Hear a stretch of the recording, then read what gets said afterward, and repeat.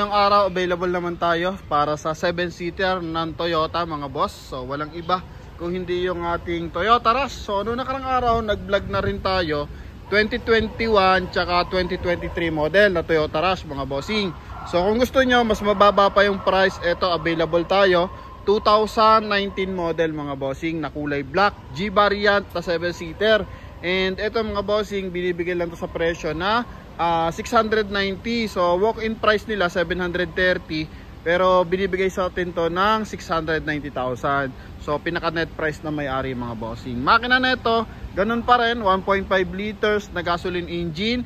Then naka R17 yan na naka 2-tone yung kanyang mags mga boss, no? So pinaka main issue lang dito, I think na nakikita ko is yung gulong kasi nasa 75% red light na. Then the rest mga minor scratches na lang mga bossing.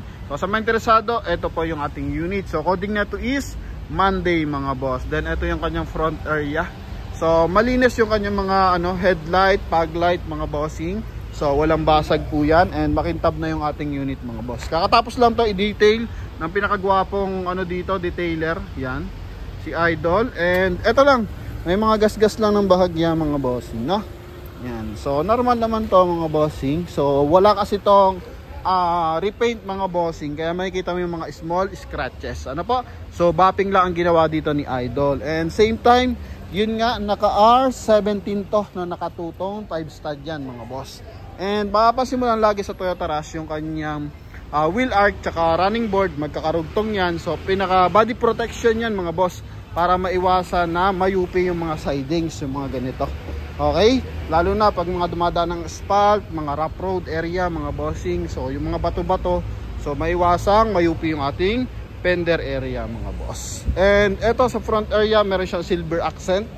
And keyless entry rin to mga boss. Power adjust yung ating side mirror. May chrome accent dito sa kanyang window panel. Meron naman siyang roof rail mga bossing. Yan. And power fold na rin yung ating side mirror mga boss. Door panel, eto, kita mo naman, even 2021, 2019. So, pare-paras ng kisig mga boss. Ito yung ating dashboard. So, dito may mga tinanggalan siguro to dito na mga, mga bossing. Mga accessories. Ano po, kaya may ganito. Pero lilinisin yan ni Idol. Then, ito yung kanyang dashboard. Yan. So, may ivory color dito na concept mga bossing. Then, chrome accent mga boss. Even dito sa kanyang center console, meron man siyang silver accent. Naka 2D audio system, naka automatic climate control sa kanyang aircon blower, so may silver accent din. Yan. Sa kanyang round, mga bossing aircon blower. Then sa gitna is chrome naman. So mileage nito is 39,295 mga boss. Yan. So meron siyang hands-free connection para sa ating 2D audio system. And yung ating transmission box mga bossing is kulay silver din. Sa upuan, so presentable. As 2019 mga bossing, napakagandang unit pa mga boss. Okay, so ito binibigay lang ng 690,000 mga boss. Ano po? Yan, second row, ito naman. Yan, so sa mga nag-request kasi, ang bilis maubos ng ating mga unit, kaya paunahan na lang po talaga mga bossing. So dito naman, dinodouble check natin ang unit bago i-vlog and after i-vlog. Kung kayo gusto mag-payment, then ipa-check ulit ang unit, so pwede naman yan mga bossing. Ano po? Yan, ito lang, may mga small scratches. Sa gulong lang mga bossing, 75% red light lang. Then maayos to lahat mga boss. May reverse parking sensor, naka 2i, and reverse parking camera. Yan mga boss. Okay, ito naman yung kanyang third row or compartment na rin mga bossing. So napofold to para kung sakasakali may mga susundin tayo sa airport, may mga ilalagay tayo ibang gamit, so pwede. And same time naka side airbag to mga boss. Ano po? Yan, meron side airbag yung ating Toyota Rush. Okay, so kabilang side tayo mga bossing.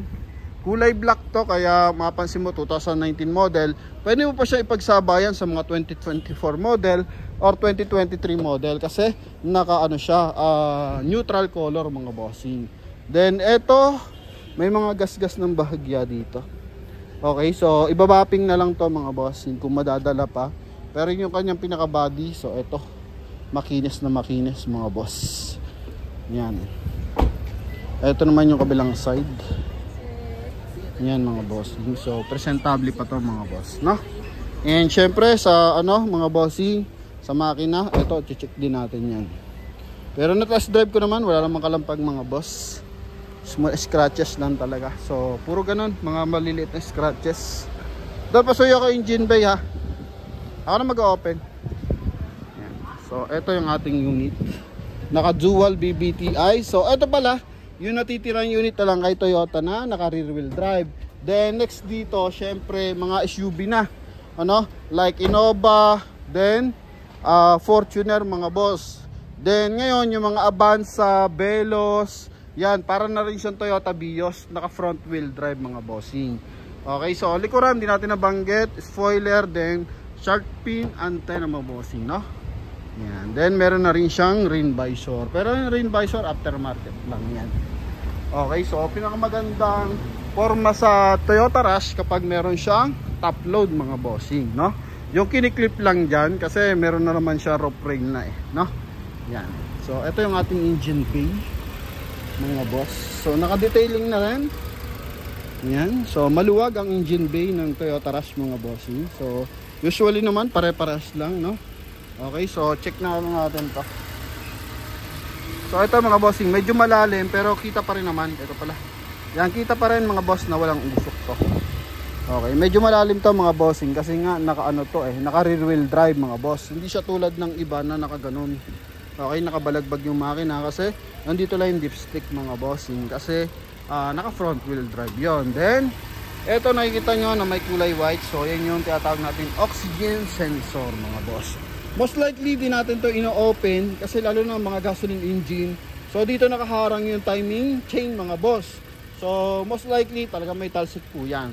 Okay, so hindi dahil blow by mga boss, kundi dahil nakaharang yung kanyang timing chain mga boss. Then ito fuse box, battery. Yan, then EBS mga boss. Yan, then the rest makina 1.5 liters na 4 cylinder mga boss. Engine insulator mga bossing, then hood. So wala namang UP mga boss. Okay, kararating lang na ito. So check na natin kung nandito na yung papers. Nandito ba papers na ito doon? So ang wala lang natin papers yon Toyota Hilux na blue.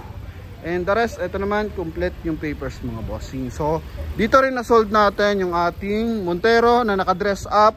Same time yung ating Fortuner na B-variant. So isa po may-ari nun. Kaya sa atin binibigay talaga nila yung mga best price mga boss. Lalo na sa ating mga bars na OFW. Usually kasi nagbabayad ng advance yan mga bossing para hindi maunahan.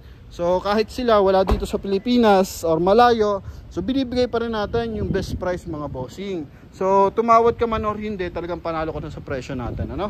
Yan. So wala tayong overpricing mga boss. Yan. So ito, may konti pa rin pala dito mga bossing. Yan. So ito po yung ating Toyota Rush 2019 model, mileage 39,000 km, then price 700, hindi pala, 690 mga bossing, no? Yan, 690 lang. So huling vlog natin ng 2019 parang 725 mga boss. Pero ito mas mababa. Okay?